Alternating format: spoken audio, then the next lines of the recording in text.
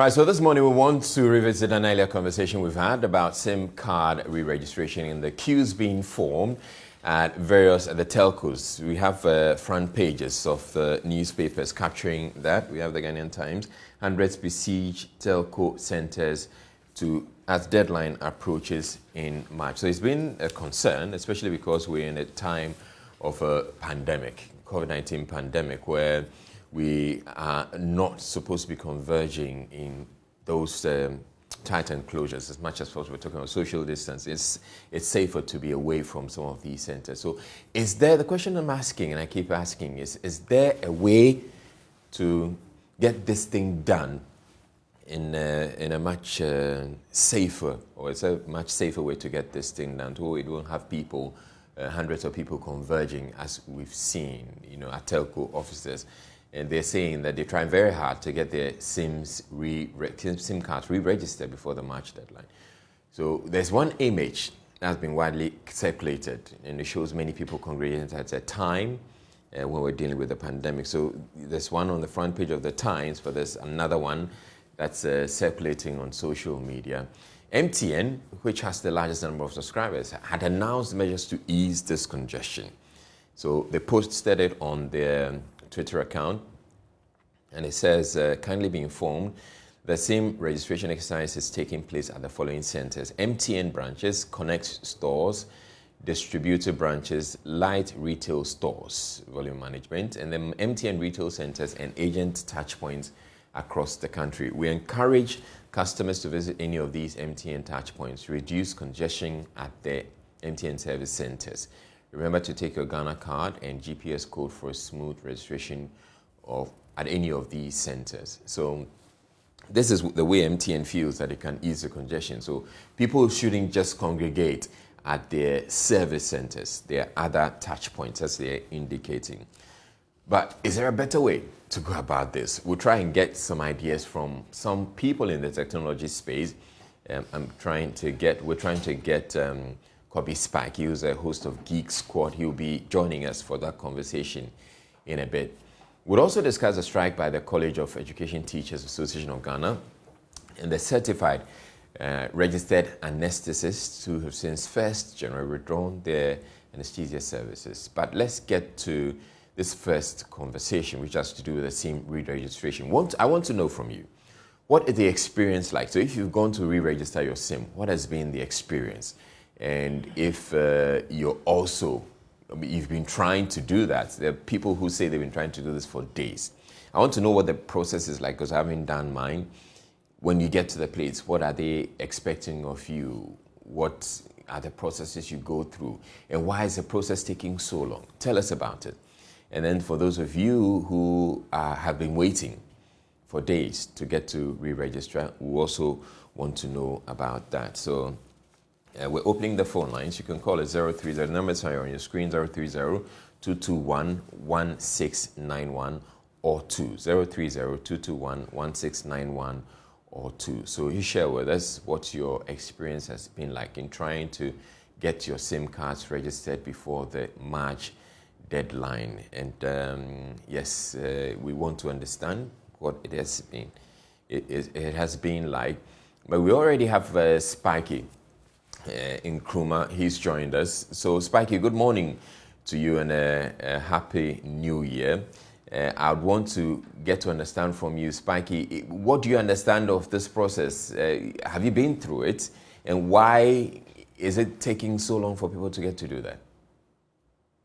So personally, I haven't gone through it. I haven't done so because it seems to me like it's too much of a stressful process, which is why I haven't gone ahead to do it.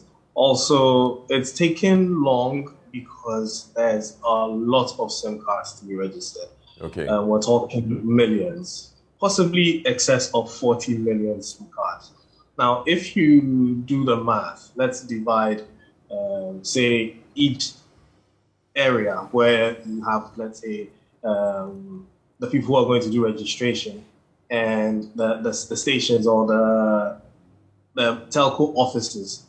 I don't think that you have enough to cover that 40 million within the stipulated time that has been given. It would possibly take almost a year or maybe more than a year to register all the 40 million cards in a day. I mean, Yeah. take Now, into consideration the whole Spiky, process. now that you've brought it up, I'm beginning to, liken this to we trying to do voter registration. And the voter registration numbers are a lot less. And I'm sure the process probably wouldn't be, and with the voter registration, we have a lot more centers. Now, so I'll come to that. I'll come to you again for us to get to understand why this process can become really laborious. But we have some people on joining us now. Fatal is calling from Tamale. Probably Fatal, hopefully Fatal has been through that experience. Hello, Fatal. Hello, Fatal. Can you hear me? Yes. So, Fatal, have you been through the process? What has been the experience like for you? Not yet. I was passing by the MTN. I'm a client to MTN and Vodafone network. So I went there and the line was. Hello, can you hear me? Yeah, we can hear you, Fatal. So I went to MTN office yesterday, the day before yesterday. The queue was so huge that I was not being able to go through the process. So I went back home, and then today I'm trying to see whether if I can go. Okay. But for me, what I want to tell to the authorities is that they should make it like decentralize it to various places. Maybe give it to their agents, those who are doing mobile money, so that it will be accessible to everybody. And they should also try to extend the date. Right. They should try to extend the date of the to March, the deadline. Maybe. Yeah. So the deadline is March, but you're saying that they should extend it. And it looks like they probably will just have to extend it. Thank you very much for that. Let's go to Thomas, who's calling from Elembele. Hello, Thomas. Yeah, good morning. Yes, good morning. Have you been through the experience? Yes, I have not. But the MTN network is too bad over here. Have tried to do the first registration, and that is when we got the 404 hash and continue. So I have completed with the first registration. Okay. But I have misplaced my NHI card. No, you're supposed to go with a Ghana card. Yes, but I have the copy. I have the photocopy of the Ghana card. So I use that number to do the first registration. That's where you dial the 404 something. Yes. But when I visited the district office of the NHIE. No, you mean NIA. NIA, sorry. I was told to go to Accra for the replacement of the lost card. It doesn't have to be. When was that? When did you go to the office and they told you to come to Accra? Oh, just last month. I went to Crawford and I was told that over there they don't do replacement. So I have to go to Accra for the replacement. Okay. Now, I'm imagining something. How can I travel from the United States to Accra? No. That's unreasonable. That's unreasonable. Yes. Probably the regional... That's why I want you to know. How can I travel from the United States in the Western region, Alabama district, to Accra, to go a queue? Okay, Thomas, hold on. I'll try and get some answer for you before we end the show. So do stay tuned in, okay? I'm going to speak with someone at the NIA and try and get an answer for you, because it's unreasonable for anyone to be asked to move all the way from Elembele to Accra to come and queue and get, just because you want to replace your card. Let's go to Wisdom, who's calling from Zualugu. Hello, Wisdom. Hello, Wisdom. Hello. Yes. Good morning Hello. to you. Have you re-registered your SIM at the telco? I've not been successful. Hello, good morning. Yeah, we can hear you. Yes. You've not been successful? I've not been successful because I've gone there more than 5 times. The queues there are too much. Okay. So you go, you see the queue, and then you return. You don't want to stay to endure at all. Yeah, because I went there earlier when they first announced it. But when I go to Vodafone, for example, they told me they had taken the machines back. Which machine? The machines, the verification machines that the government has told them not to continue with the registration. That was much earlier when they announced it. All right. So later on, when they gave them the green light to continue with the registration, I went back there, but the queue started building up. All right. Even one of the days I went and the machine wasn't able to pick up my Ghana card. So they told me to come back in 2 weeks. Oh, so you, at one point you got almost close to it. I mean, you got to that point where you could register, but it didn't happen. So they told me to come in 2 weeks. Okay. So I haven't been able to register since then because of the queue. All right. All right. Thelma, thank you very much, Wisdom. Let's go to Theo, who's calling from Kwo. Hello, Theo. Hello, Theo. Do you have Theo on the line, or would I have to move on to someone? Yeah, this is Theo, please. All right, Theo. Okay. So what good morning. How are you? Good morning. I'm well. What has the experience been like? Right. Yeah, right. Yes, calling from Dongokrom. Okay. Dongokrom is one of the supposed islands with over hundreds of villages all over. You have to cross some of the rivers. There's only one station. All right. Or one MTN place where you can go and do the registration. So every week they have queues over there. Can I suggest that they deploy some of their workers to other places in the district, Kowa Plains North District? All right. Or even in the capital, you have about 4 or 5 places where people, when they come, you can only come here on market days. You can't come on ordinary days because you won't get vehicle to come down. So I'm suggesting if they can open other spots, even at Donkokron, so that they can get access to it. Because at this assembly, I believe they can help to provide a place for those type of things. All right. Please, sir. All right. I'm sure they're listening and they'll take a cue from it. Let's go to David from Kumasi. Hello, David. Yeah, hello, please. Good morning. Good morning. Have you been able to re-register? Oh, yes. Okay. So, yeah, I want to hear about your experience. What was it like for you? Oh, my own was very simple for me. I just got the code that they gave out. That was the star 404 hash. Yes. I got my unique code. Yes. So later on, then traveled to Accra to visit my brother-in-law. So he was part of the registration team. So he did my own for me. Hold on. So you got protocol? Yes. You were one of those who didn't join the queue? Yes. But later on, when I came back to Kumasi, my mother, I did the same thing for my mom, and she went to register. But when she got there, they said the Ghana card, she's having problem with the Ghana card. Okay. And I said, what? So I called my brother-in-law and I asked, and he said that he had been facing that challenges. So you should go back to the NIA office and you verify the card issue for them. Okay. So, but David, I want to understand what the experience was like when your brother-in-law did it for you. What did he have to do, or what did you have to do? Okay. They gave them a smartphone. So he was using a smartphone to do the registration. All right. You first take your digital address, that's the GPS address. Yes. Then you will do the fingerprint. After that, he will use the phone to scan your Ghana card. Then it will be verified from the NIA office. All right. So that your picture and everything will appear on the phone before you proceed, and you accept it. So you send a message that you have been successfully registered. Okay. So after he's verified your Ghana card, so you're saying he's going to use his phone, a smartphone, to scan your Ghana card, and your details will appear on the phone, your photo and everything else. It is at that point that he will proceed.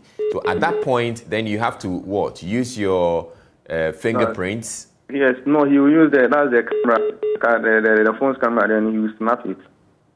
And then after snapping it, they have a process, so it will scan it automatically. Okay. Yes, that's how I. Don't you put your fingerprints? Don't you get your fingerprints verified? Yes. He will use the phone to snap it. They have the app on their phones, so use the phone to snap it. After that, it will verify your fingerprints. How do you verify your fingerprints? He uses a mobile phone to snap it, like taking a normal photo picture. No, so he takes a photo of your fingerprints. Yes. Okay. No, that should be pretty easy for everybody to do. I mean, for a lot more centers to do. Okay, but thank you very much, David. You've brought a lot of insights into this to this exercise and the way they go about it. Thank you very much. We have Mohammed. Mohammed has been waiting on the line for a while. Mohammed from Wenchi. Are you still on, Mohammed? Yes. All right. So good morning. Good morning, please. Good morning. Yeah, I went to the registration center for more than 3 times in Wenchi. All right. Whenever I went there, the machine didn't pick my details on the ID card, sorry, on the NIE card. So they told me to go to the NIE office for correction. When I went there to, the officer there told me that there is no problem with the card. But I went there several times, so I couldn't register. So I just came home. All right. All right, thank you very much, Mohammed. So Mohammed called us from Wenchi. Let me come back to you, Spiky. Okay. So you've come to understand at least the process. So it's not like you have, biometric capture machines, but essentially they are using a phone to take a photograph of your fingerprints, your fingers, and that's it. That should be pretty easy to deploy in a whole lot, in many more centers, right? I think it should be pretty easy to deploy everywhere. That means that you just need to get good smartphones that have very good camera that can, basically see the prints on your finger and capture them. But then my question is, what happens if the person has a motor disability and they can't keep their hands still? Some people can't keep their hands still. And in that case, you need specialized equipment where they just have to put their hands on the device. Again, I'll also ask, what happens to a double amputee? How do you capture that person's fingerprint? So there has to be many other ways of doing this verification. Yeah. And prior to this conversation, we're talking about facial recognition or iris scanning. All these could have been ways to verify this. But then I think knowing that it's working with an app makes it even easier, which means that you can actually even have people go around just the same way we did with the census. All they have to do is just go from house to house and do the registration. Otherwise, they could also do it themselves. They could also do it themselves if you have a smartphone. So a smartphone with a good enough camera, install an app. I mean, it's just an app. Just get people to install the app. Yeah, they could say people would try to beat the system. But if I've already registered my fingerprints with the NIA database and I try to register someone else's fingerprints, definitely will not match. And then I'll be at my cost. So I think, yes, if there's an app, rolling it out for everyone to be able to install and just take your phone, take pictures of your fingers to cross-reference against the NIA database would be perfect. I don't see how that should be a problem. In fact, at some point, I thought I heard the communications minister indicate that they were going to introduce an app so that people wouldn't have to go and converge at the telcos. I haven't heard anything yet since. Have you? No, not from me either. I think something like that, you'd have people doing it for their moms and their dads in the house. It would make the process much easier. All right. And talking about, you made reference to double amputees and how the process can work for them. But there's also Farida Bedre who posted on Facebook. She had an experience there. It took them so long. It took her so long to get to register. I'm actually going to get the producers to look for that post and then we can share it with our viewers and the experience that she had to go through. But yes, these are experiences that people are going through. And the Spiky, I'm sure if we gave you enough time, you can come up with some ideas as to how else we could do this. But it looks like we have one other person who's joining us for this conversation, a very popular face on Geek Squad, Desmond Israel. He's joined us. Hello, Desmond. Hi, Israel. Okay, great. Good morning and Happy New Year to you. Happy New Year to you too. How are you doing? I'm well. So I understand that you understand this process a whole lot better than many of us. So I want to understand the process that we're going through, or the process we're using to re-register the people. So I'm learning from one of the people who called into the show that when you get to the telcos, they're essentially using a smartphone for this exercise. Is that the case? Yes, that's the case. Actually, I think it's even public knowledge, because if you go back to the NCA's website and try to follow the process that they have published, they are in two stages. You're doing the USSD, which you and I know already, yes, in the comfort of your home. Yeah. And then you had to get to the telco side where they are using what they call a SIM registration app. So essentially a web application which has a mobile front, so a mobile app with a web application at the back, sort of. And then, of course, it will hit a database because you need to collect the information. So when you get to the telcos, you present the number which they use to verify if you are the same person because of the initial USSD information. And then from there, they try to then pick up the other information that they need, i.e. the biometrics, which we are all talking about. Why do you get the impression it takes so long for this to be done? Because if we're looking at the queues that are showing up, it probably is because it takes. Do you have an idea how long it takes for one person to register, for instance? Okay, so again, the NCA states that it should take us 4 minutes. Worst case, 4 minutes for the SIM registration to be complete. But from what I have gathered, it's actually taking more than that. And there's been other public posts, a few people that I spoke to who have even blamed the application itself. I mean, they are the ones using it, and they are the ones saying it, that the application freezes, it takes them time to even get it refreshed and get people registered. So people are spending more time than is actually estimated by the professionals. We're doing more than 4 minutes at post trying to get a simple registration done, which is where I personally have some of these problems with us and how we have designed these whole systems from the scratch. You know, because in my own view, sorry. Yeah, so Spiky and I have been discussing, trying to figure out how best to go about this.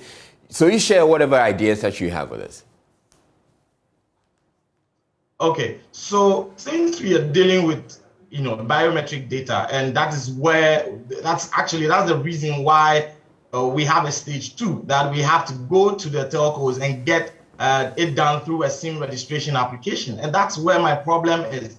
I find it a bottleneck in the sense that if you have already taken the information, which is the Ghana card, and the LI which is governing this registration is saying that the Ghana card is the central identity document that is required. The Ghana card and this database host almost every single information you need for this registration, save probably for the phone number that I'm trying to register. So the issue is, what happens to the biometric database, or probably a distributed biometric database, which allows these SIM registration application or SIM registration platform to integrate to the NIA and get the necessary verifications done?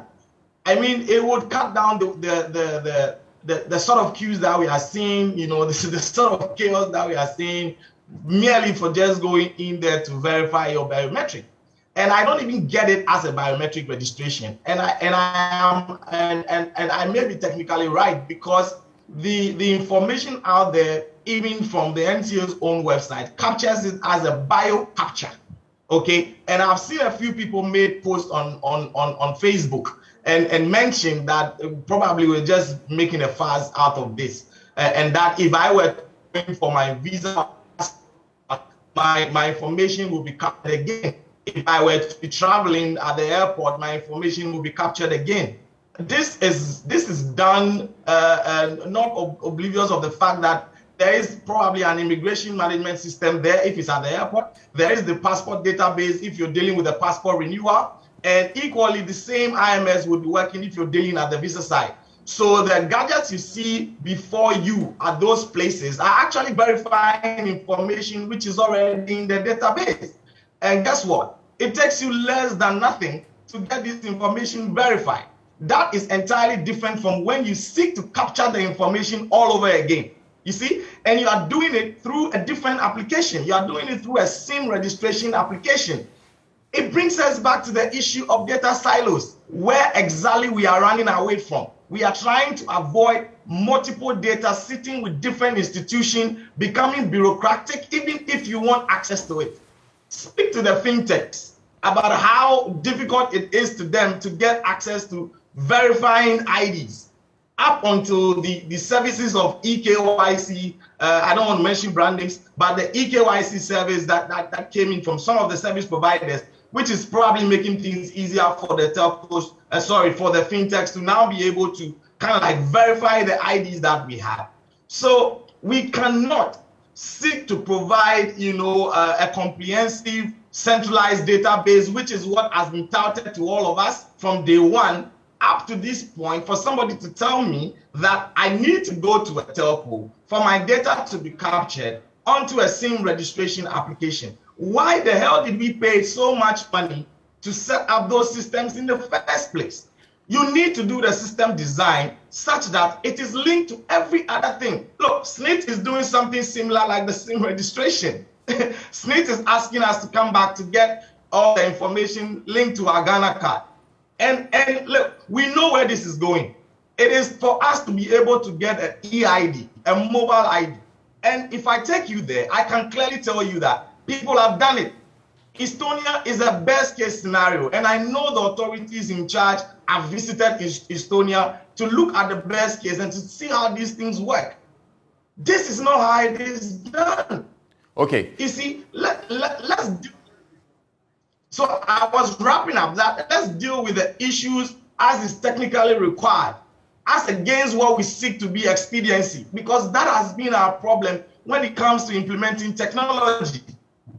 And I can name many of the things we've done, even under the current government, which still have bottlenecks because we fail to listen to the, the basic information that goes into system design. And that is why we are where we are. Okay, put it simply, Israel, how do you want this, or how do you suggest we go about this? It might be a little too late. It might be a little too late, because we need to sync to the NIA database. Now, this NIA database, I've also made comments about it in public when the registration started. How do we guarantee the integrity of the information or the data on the NIA database? I can't recall exactly where, but I remember when we were receiving responses, one response was that if people provided the wrong information, the law makes room for them to be penalized. I agree, I'm a lawyer, but that is not how you build systems. You build systems to evaluate themselves first. The system must grant its own integrity, and that is where my suspicion is. You are trying to get another silo of information to sort of like verify what you have collected already. I may be wrong, but that is exactly where we are leading ourselves, which is not going to make us to, be able to jump on this thing at the right time. Like I said, it may be a little too late, but the ideal situation should have been that from the implementation of NIA database, we should have envisaged all these other additional, registration or card syncing process that we are going to do, and build the system to be able to do that. Because my argument is, because of open APIs, biometric data can equally be called by APIs, okay? And if we build our systems properly, we would be able to have created that sync across. So if it's the SNIT that needs it, they are hooked to it. If it is the passport office that needs us to do this same process, they would have been hooked to it. And if the telcos, they would have been hooked to it. All right. For us to want to pick information on the telco side, when we've already picked up the same information on the NIA side, is problematic. Okay. And I don't know who else is going to convince me otherwise. All right, please hold on, Kobe, Spiky, and Desmond Israel. I have Farida Bedre. I was talking about referring to a post earlier, but we actually have her on the line right now. But we'll start with a post. So she put it up and says, today I went to do my SIM registration at Vodafone. It was relatively smooth sailing. The queue wasn't that long and the staff were helpful. The only hitch came when I had to do the fingerprint. they are using an app which takes a picture of all your fingers at once. This means you have to keep your hand still and your fingers outstretched. Easy, right? Not when you have a motor disability. After many attempts, we were finally able to get the right hand, but we gave up on the left hand because I couldn't straighten my fingers long enough for the app to capture the print on their tips. So I asked what happens in the case of a double hand amputee. As you have guessed, no provisions have been made for such cases. We can do better as a country when it comes to disability issues. Farida has joined me on the line. Farida, thank you for making time to speak with us, but you're actually a software engineer, and so you understand this space quite well. What we're looking at this morning is better ways of dealing or resolving the challenges that we're experiencing now. Do you have any ideas to share with us? Yeah, thanks. So for me, in the first place, I don't see why we have to go through the biometric qualification again. Because we did it to the NIA card. Yeah. We were doing the initial registration. I mean, it's as if we are duplicating data. And the last thing that we need when we are building a centralized ID is to have duplicate data. It doesn't make sense. Second, hello? Yes, we can hear you, Farida. Yeah, Farida, we can hear you. So somebody has called me. Hello? No, come again. Hello? Yeah, Farida, we can hear you. Yeah. So that is my first issue with the whole process. So I mean, it should have been a simple online, like the first step where you can do it via the USS code. I mean, that should have been enough. And if they want further verification, all they should have done is they are taking a picture to ensure that you are really the one who is using the card. I mean, so that the card actually belongs to you. Okay. That should have been enough. But now, Farida, now with regards to the biometric part of it, with regards to people with mobility challenges, as well as those without hands. I mean, there's the optical recognition. I mean, biometrics. It can also be used for those who cannot keep their hands straight. Yes. Or who do not even have hands. And apparently that is even more unique than the fingerprints these days. I mean, what happens to those who have had acid spots on their hands and their fingerprints are no longer recognizable?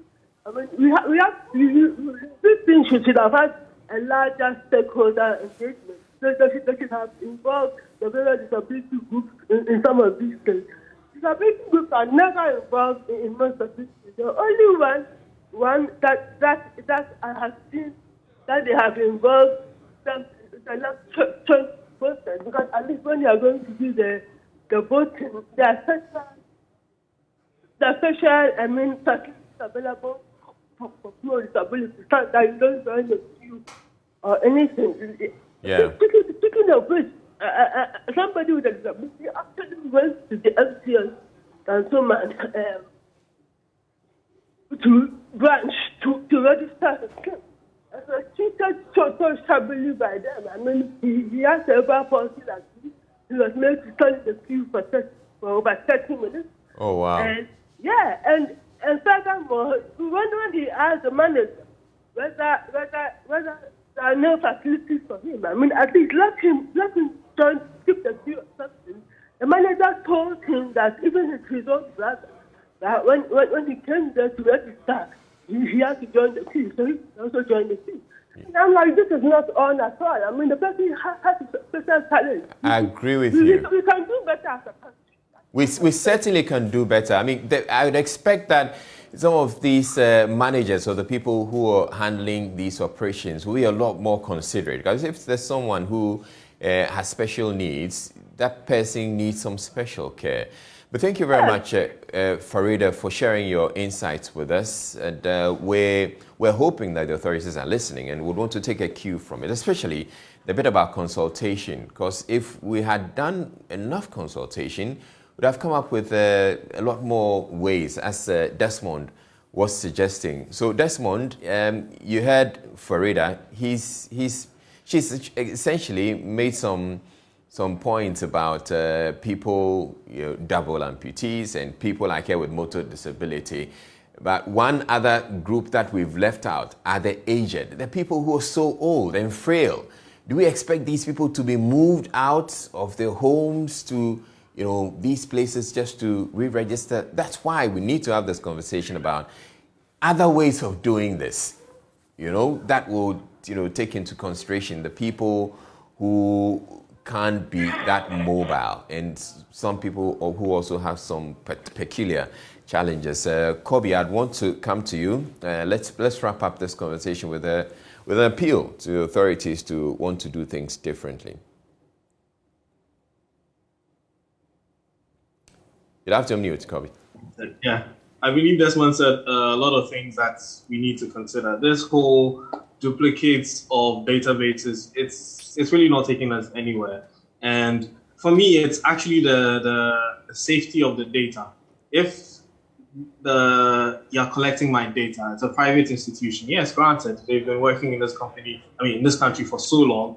But what's to say that our data is actually secure with them?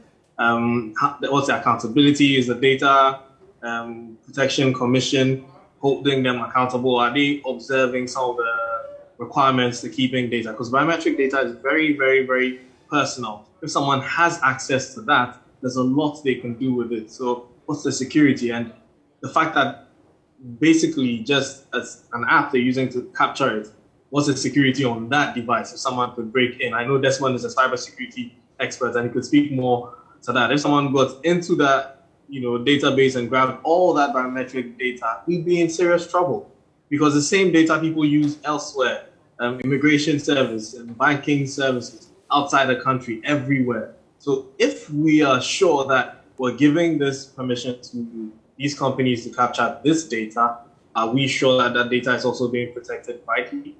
And I mean, if we can't get that assurance, can we just stick to one database and just make sure that it's just a verification process? You're matching it to that existing database, and then we're done. All right. Spikey, are you comfortable with NIA taking your database or keeping your database and keeping it safe? Well, I have to be comfortable because it's for the country. I mean, it's gone through various levels of scrutiny. So without, I'm not going to say I'm 100% comfortable, because I'm not comfortable with any system that captures my data. But then again, I have to do it because it's required. If I had my own way, I'd be a nomad and nobody would know where I am. But unfortunately, I can't be that. So. Yeah. All right. So, I can understand these, you technology people, you know so much that you can't sleep still because you're wondering. You're looking at the many possibilities of your data being compromised. Desmond, so I'd ask you as well, how comfortable are you with the NIA handling your data as opposed to the telcos? I started with the laughter, forgive me. All right. So for starters, by the nature of the work that I do and 15 years in active practice as an ethical hacker, I do not trust any system. Systems are as good as the people who put them up, and they are as secured as the skill of the attacker. So what A couldn't break, B could break it, depending on how much they know about how that system works. So, but then moving forward, I also think that is a question we need to address such that we don't create panic amongst the public. First of all, the NIA is an established authority to take that data.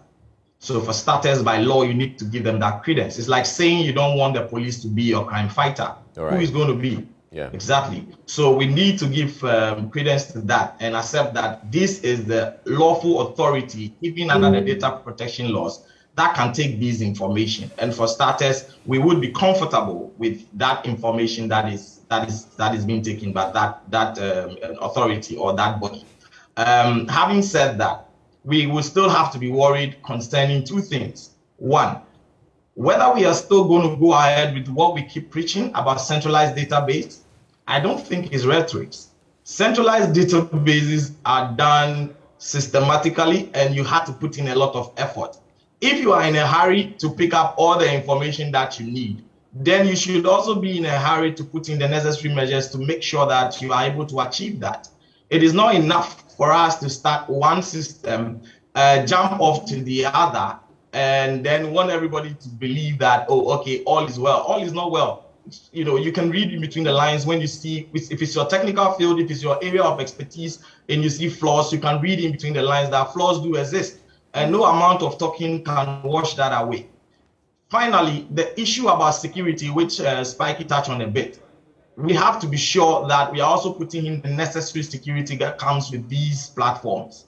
I will not mention names, but I have done disclosure to about 2 companies, including a telco, where, you know, we had an issue with some sort of data leakage along the line, you know, and this was some 2 or 3 years back. And in fact, this year I'm doing an incident response to a platform that has been compromised with subscribers' IDs that are out there. So it is not something that you want to wish away. No, it's inevitable. It lives with us. We need to prepare for it. We need to be sure that we have the necessary controls in place to make sure that, I mean, the citizens are protected. You don't want to play with biometric data, and I agree absolutely with Spikey on that level. All right, thank you to you both, Desmond Israel, who's a cybersecurity consultant, and he's a lawyer as well, and then Kobe Spike Nkrumah, who's a host of Geek Squad on Joy 99.7 FM. I appreciate your contribution and insights, and I'm hoping that the authorities are listening, and we'll do something with all that you've shared with them, and so that at the end of the day, we're going to have a much smoother SIM re-registration process, but at the rate at which it is going. Oh, and Farida is also on the line. Thank you very much. Farida, I actually want to ask if you'd want to have any concluding thoughts before I wrap up. So I agree with that. I mean, we need to, for me, it's more of a trade-off. With regard to your question about us being comfortable about the NIA taking our data. For a long time, we haven't had any way of verifying somebody. I'm not sure we've been using voter's ID. And can only use voter's ID for people who have actually registered to vote. So if the person hasn't registered to vote, then you have no way of tracking the person. So I was very happy when the NIA came up and they said that they are going to register all Ghanaians. I mean, it's long overdue and necessary. And because we need to be able to track people. We need to be able to know when somebody has gone for a loan from several institutions and is not paying back and all those things. Because before, those of us who were in the fintech company, who were in the fintech business, building systems for financial institutions, we used to use their mobile number to track them, because that was the only unique identifier that we actually had. But even that one was subject to them deciding whether they wanted to use the same phone number or not. So fine. But then as my colleagues have said, it all comes down to how secure our data, whether somebody will not start and make money and all those. But then we have to put some trust and faith in the institutions that was set up by the government, and hope that they have made all the right they have put in all the structures to ensure that such incidents do not happen. But then my question is, so next time we are going to vote, are we going to vote with our NIA card, or we are going to vote with our voter's card? And in that case, will people who don't have voter's cards have to go and re-register, have to go and register for voter's cards, or what? I mean, what is the way forward? All right. It's a very good question, Farida. My understanding is that, yes, once we have the Ghana cards, we don't have to go and re-register. Probably, at worst, what we could do is to just show up with our Ghana cards, and then the data on the Ghana card is going to be used to compile a register without having to, put up your fingerprint again for it to be captured. But well, if we're going through this process now where people are going to the telcos to have their fingers captured again, you never know. It probably may mean that the Electoral Commission may also have to do that. But we haven't gotten to that yet. But yes, it's good to start a conversation and ask questions about it. So thank you very much, Farida, and to you, Desmond, and you, Spiky, as well, for joining us for the conversation. We're taking a break here on the AM show. We have yet another conversation coming up, which has to do with the strike by the NSSS. So do stay tuned in. We'll be back with you in a bit.